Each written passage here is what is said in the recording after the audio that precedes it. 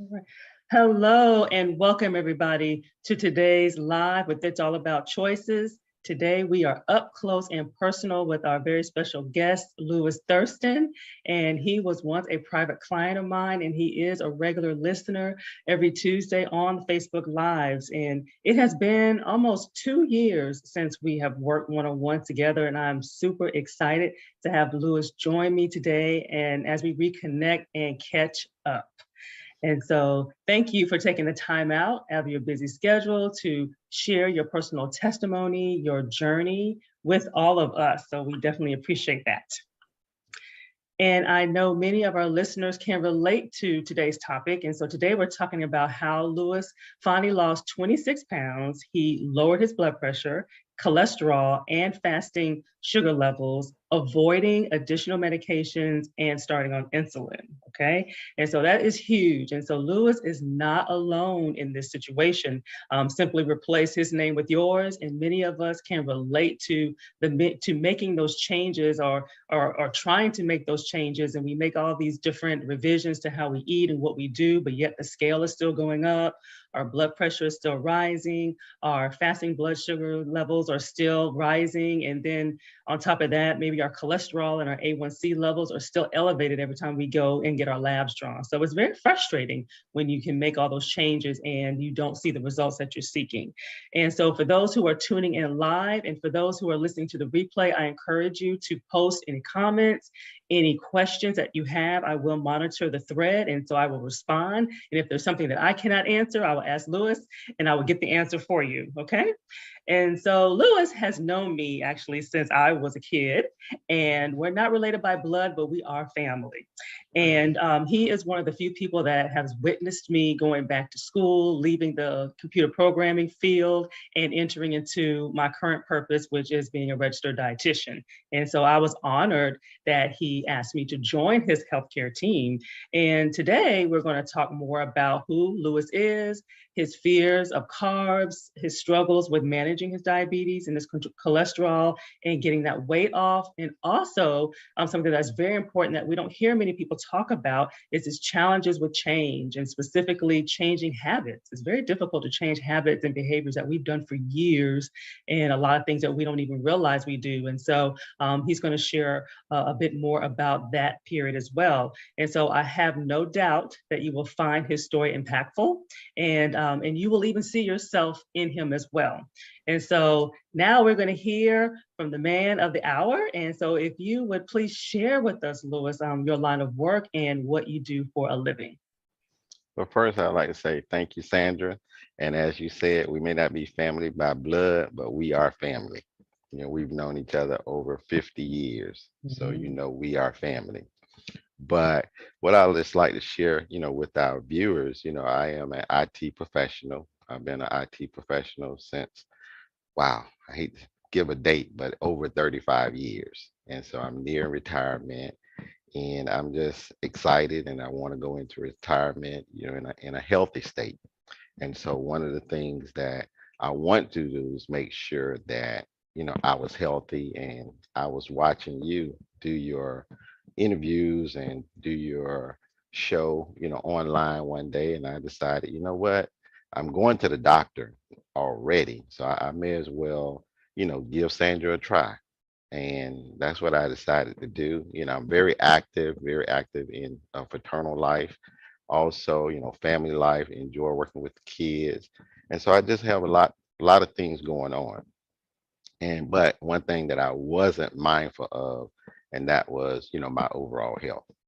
And so in working with you, I got opportunity to focus on my health. So that's Awesome. that's that's where I'm at right now. Awesome, awesome. And share with us when you were diagnosed, if you can remember the order and maybe around the time frame of when you were diagnosed with the diabetes, the high blood pressure, and the cholesterol. Okay, well, I'll never forget. It was the day after Thanksgiving. I want to say it was 2017.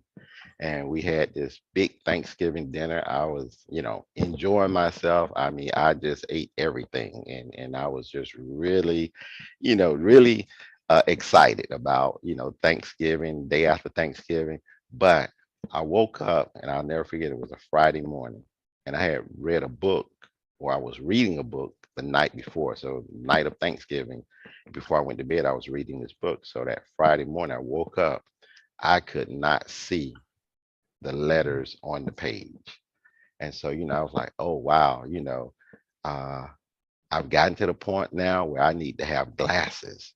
And so I was like, but I was afraid because I was like, this is really strange because I can't even read the letters on the page. And so I went to Walgreens, bought some readers, put the readers on, and the letters, I could see the letters on the page. And I was like, okay, I just don't reach that point. But at the same time, at night while I was driving, and this was over the weekend, I couldn't read the signs, in the road, and I was really, worried. And so that Monday morning, I called my doctor and went to, and they told me that, hey, you need to go get this lab work.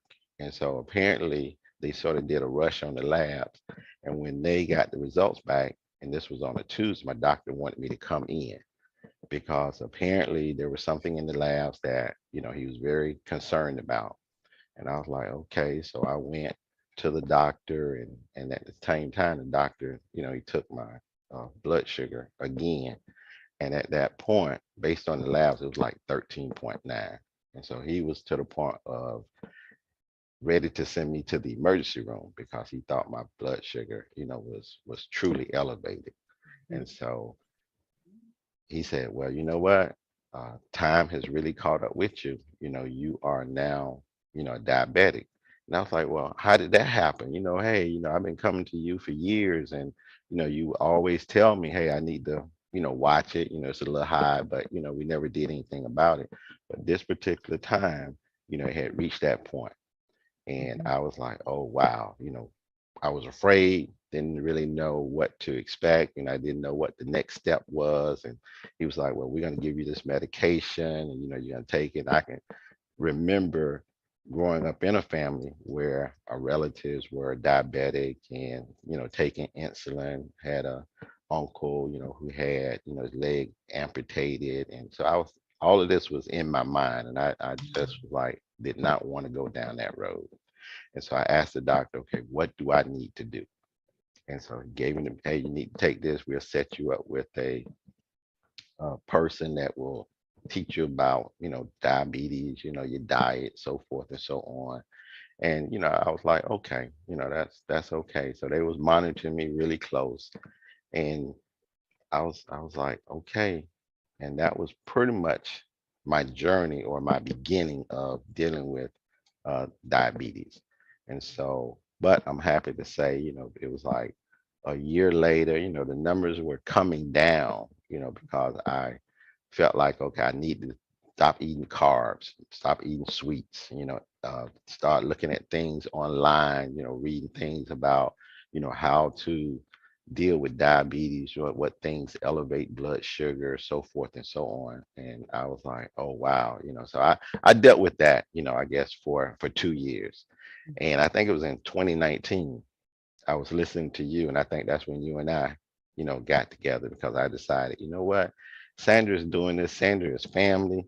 So I'm just gonna open up because I really wasn't really trying to share. I felt like it was personal. It was my, it was my journey. Didn't want to involve you, but you was talking about dealing with weight loss and, different health changes. And I decided, hey, let me reach out to Sandra and open up and share with her. And that's when I started having a real and personal conversations with you. And it's been a journey, 2 years or almost 3 years later. And here I am. I can truly say that I may not be consistent with following your program, but going from 2017, a 13.9, and last year, I think it was in September or October, it was at, A1C at a 5.5. Yes. And I remember you used to tell me about, getting exercise, and I'm like, well, I'm already busy. I'm already out and about. I'm doing things. I'm active. No, no, you need to walk, you need to run, you need to at least get 30 minutes in. And Yeah. we kind of went back and forth on that. But eventually, it got to the point where you was relentless. You would not give up. It's like, hey, I let you in, and you took control to make sure that, Yeah. so that's where we are right now. Yeah. So that's And sort let of me like my touch base on journey. that. Let me, you touched on a lot of things that is important. And as far as keeping things to ourselves. And I think that is just very common with people is we're afraid. We feel like we're the only ones that are doing this. And we feel like we got to figure this out on our own. And I went through the same journey with my blood pressure. When I got Mhm. diagnosed in my early 30s, I was like, okay, let me try to figure this out.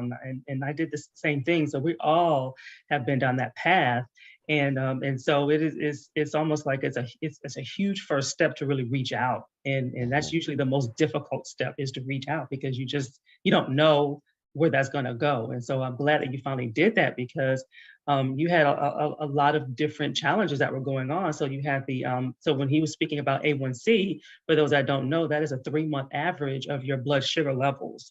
And so for 13.9, that is very high. That's why the doctors were very concerned, wanted to take it to the doctor, take it to the ER, et cetera. And for it to go from 13.9 to 5.5 is amazing. Okay. That is normal ranges. Okay. For somebody who's never been diagnosed. So that is huge. So he put the work in, he put and as you see, it's not about perfection. He said he's not consistent. And it's not about being perfect, doing it all the time 100%. I don't do it 100%. So but it's 80/20. That's where the 80/20 rule comes in. Most of the time you're doing the things that you need to do and giving the body what it needs, and you did that.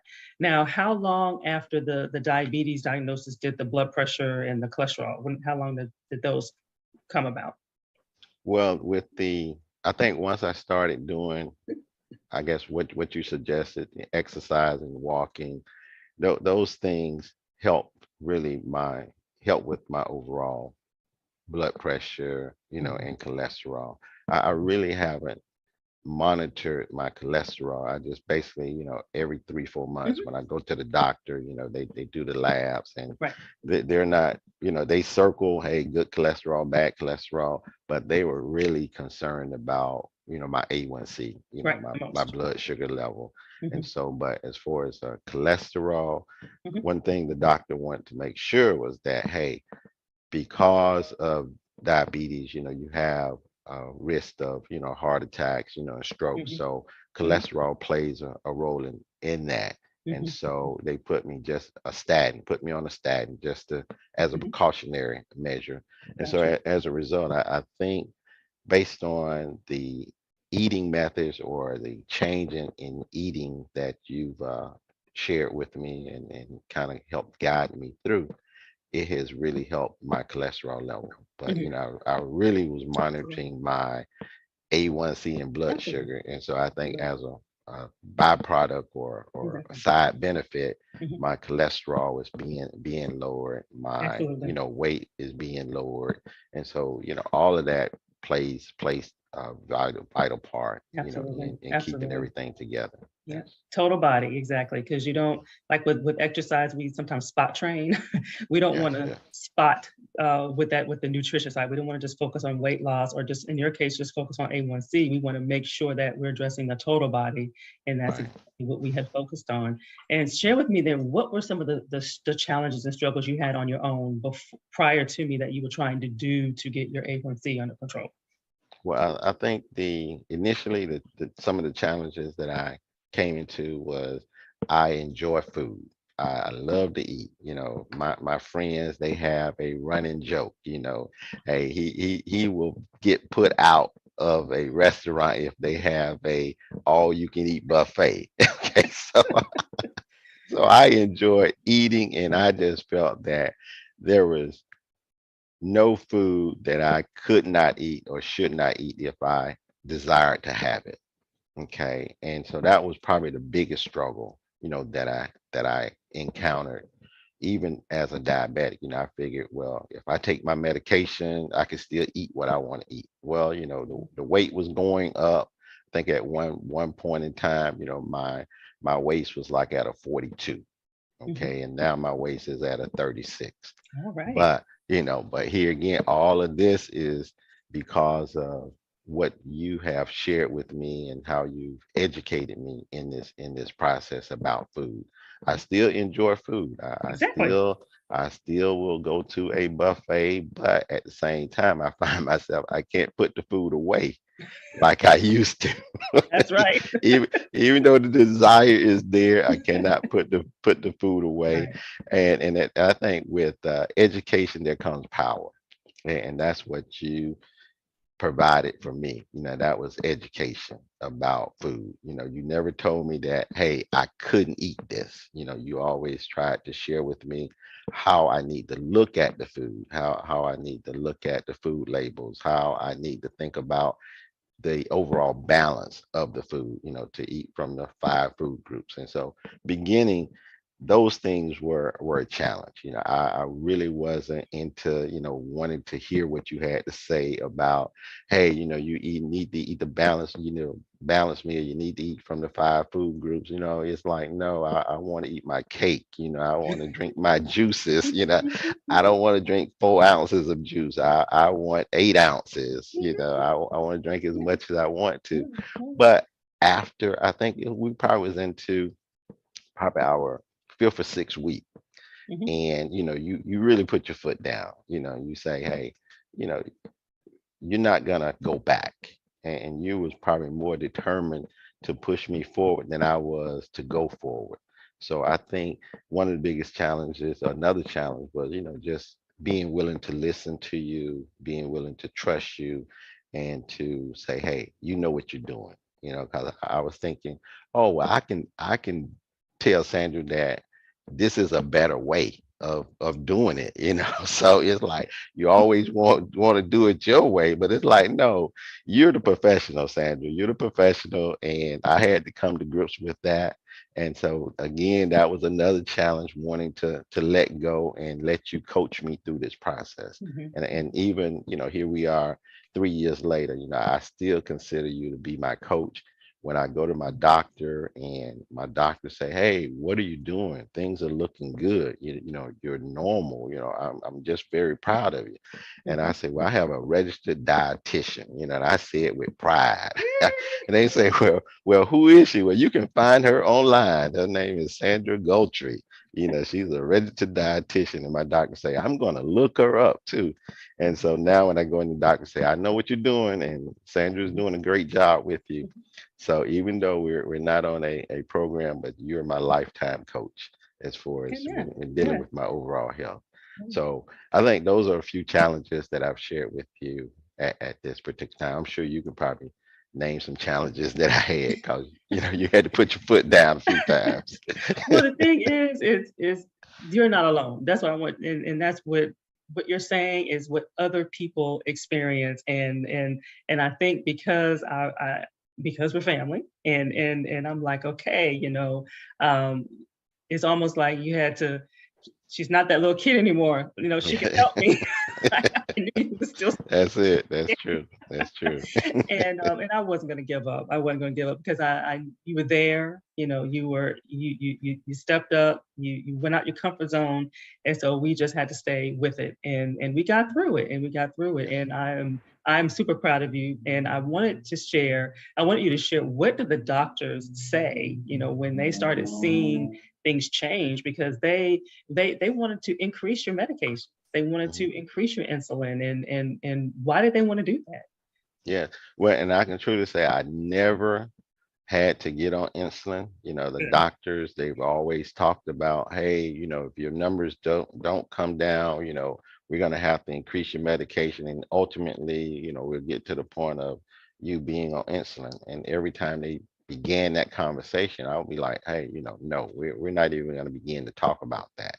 Mhm. I think I have something that's gonna lower my numbers, and I think within, like I say, 6 or 8 weeks, I had a doctor visits, and they was looking at my numbers, and they was talking about other types of medications. And I'm like, wait a minute, let me think about Sandra here and what she's saying.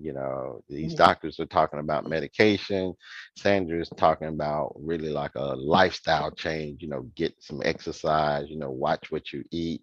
So I started saying, well, you know what, You got medication on one hand, you got knowledge of food and how to eat and exercise and your overall health on the other hand. Which one do you want to listen to? Mhm. Well, I did not, I remember my relatives, doing insulin, and I did not want to go down that road.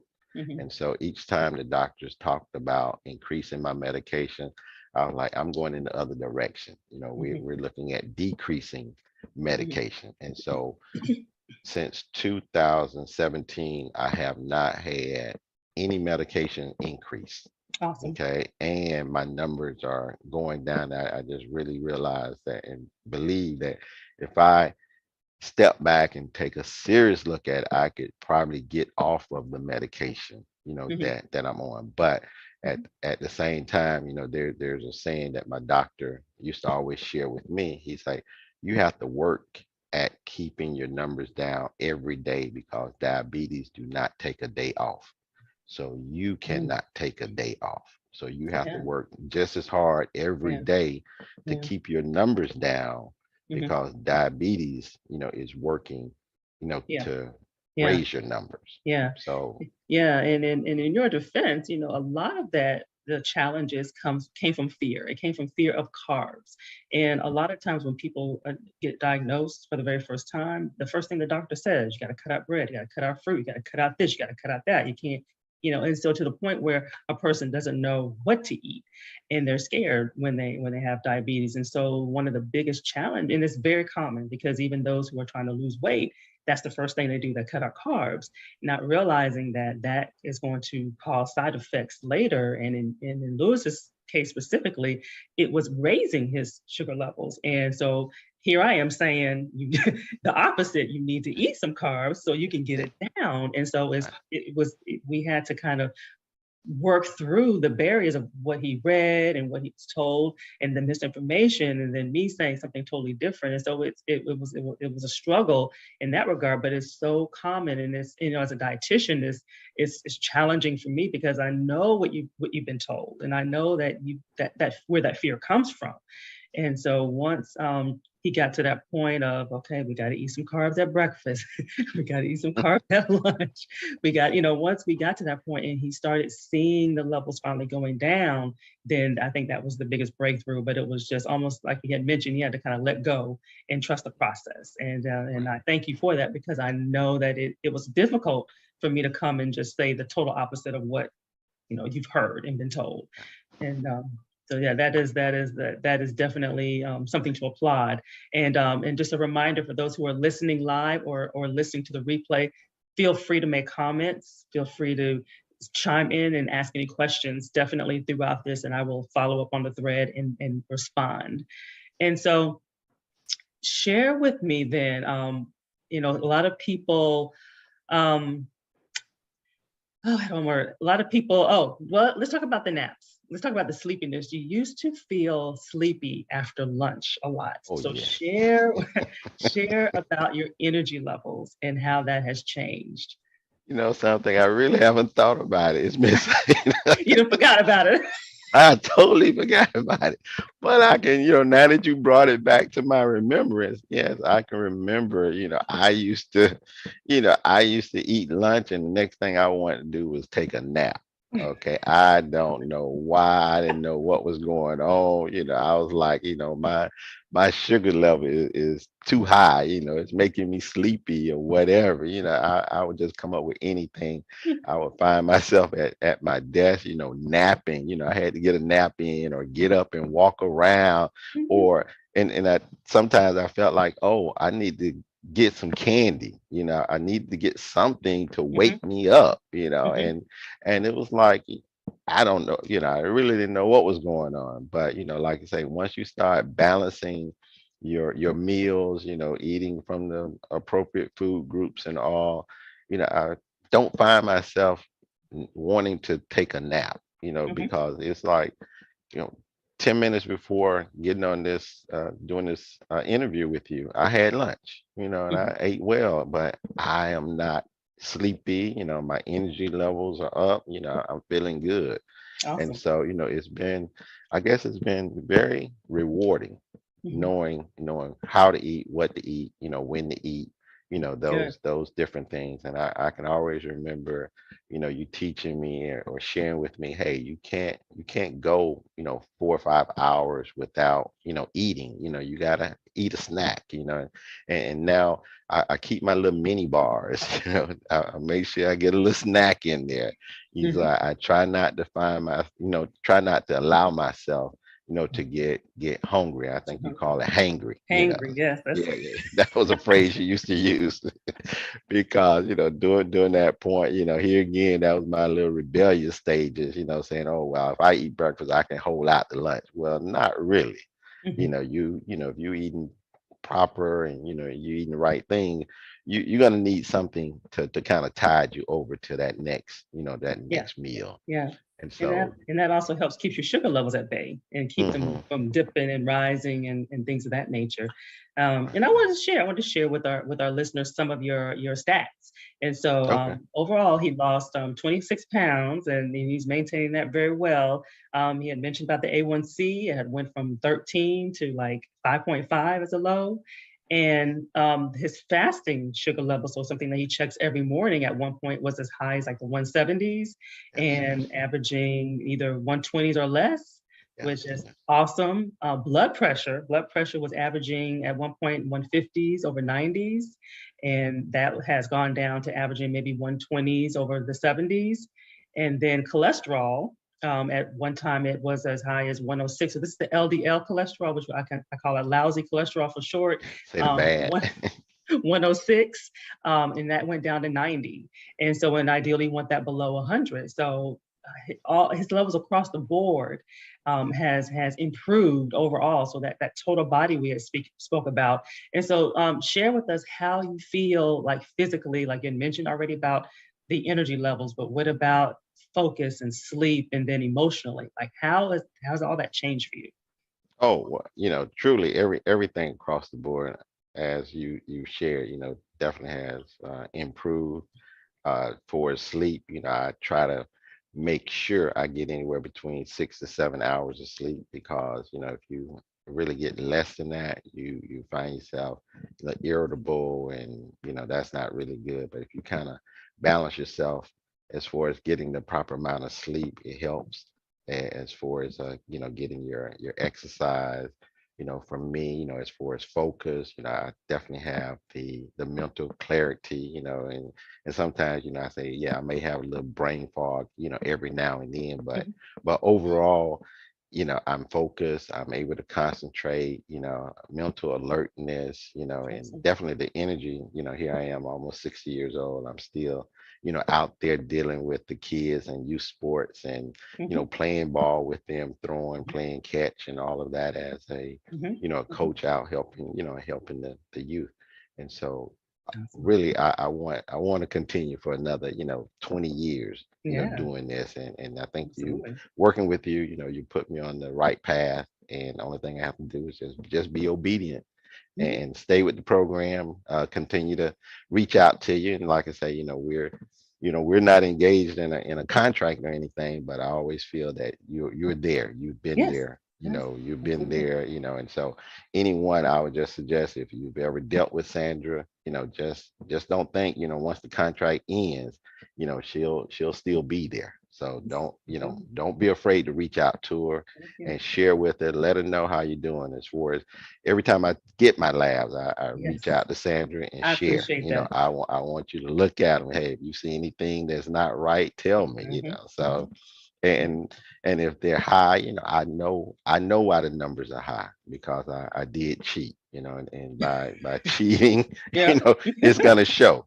Okay. Those things are gonna show. But if you're really concerned about your overall health, you'll get back on track. Yeah, exactly. And then We you we have the fall off the tools. wagon. Yeah, Yes, yes, and you have the yes. tools to get back on track, which is Mhm. what saves us all. And Exactly. and the thing is, I'm glad you mentioned about being almost 60 because you got this diagnosis. You was what, early 50s? And so Mid 50s, yeah, 5 years so ago. Yeah, mid. young, young. Hmm. So you have added years back to your life, which is amazing. I mean, because Hmm. like I was in the same situation. I was kind of heading down the slippery slope of all kind of health problems. If I didn't get that blood pressure scare, really had caused me to make a change. It caused me to to, okay, wait a minute now, what am I doing? And I was in my 30s. So, so Wow. kind of that was a warning, a warning to say, hey, you got to turn this around. You can fix this. And Hmm. you're living proof that even with all the genetics and the family history and everything that you've seen, that we don't always have to have that same destiny, and, and, Right. Right. and we don't always have to go down that same path. There's many things that we can modify, and that you did. And you had mentioned about being very busy. And so I want to kind of touch on this because this is everybody. Many of our listeners, they're members of Greek organizations, as you are, fraternal organizations, like nonprofit community organizations. And just being a member and being active is a time commitment in itself. But you have held leadership positions in these organizations, and Yes. they require you to travel, and people want to feed you and take you out and do Yes. things. Yes. How did you balance all of that with this change?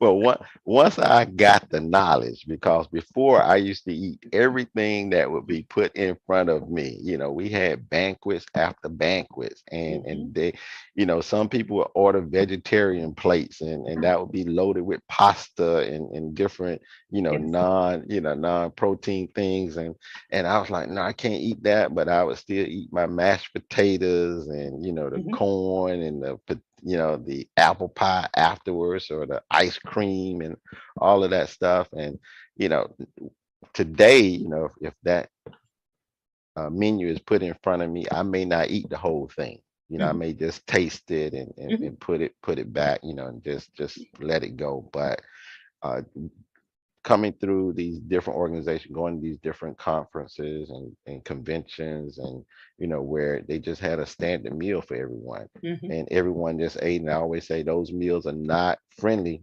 if you're a diabetic. They're not diabetic friendly. Right.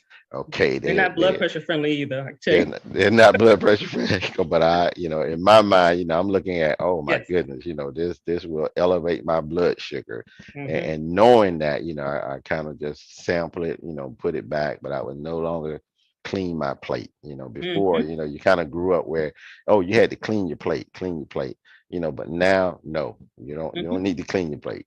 Just Yes. sample Right. it, and just understand, if you're gonna eat this, you don't have to eat it all. Yes.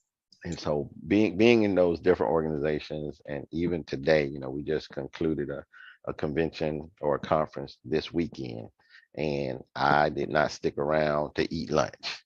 I went and found something else to do, but at the same time, there used to be a time when I want to stick around Yeah. for lunch. Yes. Okay, and make sure, hey, that was the meal that you was looking forward to. Mhm. and, Mhm. and so I found myself in probably about the last year, I'm not eager to eat lunch, or find out what's for lunch, Yeah. Yeah. because that's no longer important to me. Yeah. If I'm there, I'll partake, but I don't overindulge. Right. And you know what all that's called? It is mindfulness. You are Oh, okay. mindful now because once Okay. upon a time you just like, okay, it's there. I'm gonna eat it. They made this for me. And but Yes, and yes. you can have it, but now you just have less of it. So it's not Yeah, like you're yeah. not allowed to have it, you can't have it, but now you're more mindful of how you eat and when you eat and what you choose to eat, and you're more selective. And Mm, and I don't know if you remember me sharing that. And as you go through this process, even now, 2 years later, you become more and more selective in what you eat and what you indulge in, because we're going to indulge, and there's mhm, nothing wrong with that, but it's not any and everything. It's got to be worth it to you. mhm. Yes, yes. Okay, it's gonna be worth this little spike, Mhm, but you mhm, know how to mhm. control that. Yes, yes, yes. And I think as a reinforce, I find myself telling, different people that I come in contact with, that's having struggles with, diabetes and blood pressure. I tell them about you. I tell Thank them you. they need to reach out. They need to, catch you on Facebook. I have a friend, that he finally reached out to you, and he was very pleased with the results, that he got. And now, we're like partners. I'll Good, reach out to him sometime and say, hey, what your numbers look like, and he'll good. share those numbers with me. And at the same time, if his numbers are a little high, he will admit, hey, I've been cheating. I say, Mhm. okay, now you need to get back on track. Yeah, You need to get back on that's track, good. because I want you around for a long time. We need to make sure that we stay in touch with each other. Yeah, So as a result of this journey, I've been able to share with others and encourage others to reach out to you and to at least listen to you and give you a shot, yeah. because personally, I'm fraternal, I'm forever grateful, to you for what you've done for me. I can't thank you enough. And a lot of Amen. times, we say, well, because you're family, I don't want to do this. Hey, but in this case, hey, I'm happy that you're family. I'm glad Yes. that you're here.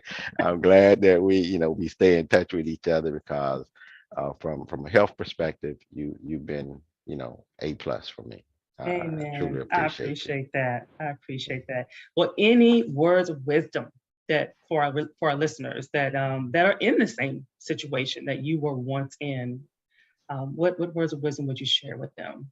Well, I would say if you are struggling with anything, cholesterol, high blood pressure, diabetes, don't think you can do it by yourself. Okay, I don't want you to think that, oh, this is something that you can solve, because if you were a mechanic and someone that was a baker came to you, you're not going to show them the baker and expect them to understand things about being a mechanic.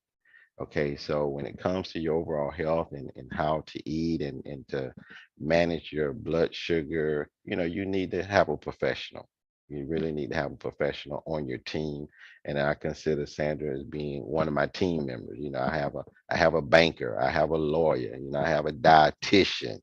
Okay, I consider all of these people, my coach, because they bring their skills and their professionalism, to you to help you be a better person. And for me, I would say if you find yourself in this position, find a professional. Find a professional, and I think everyone should have a dietitian as part of their team.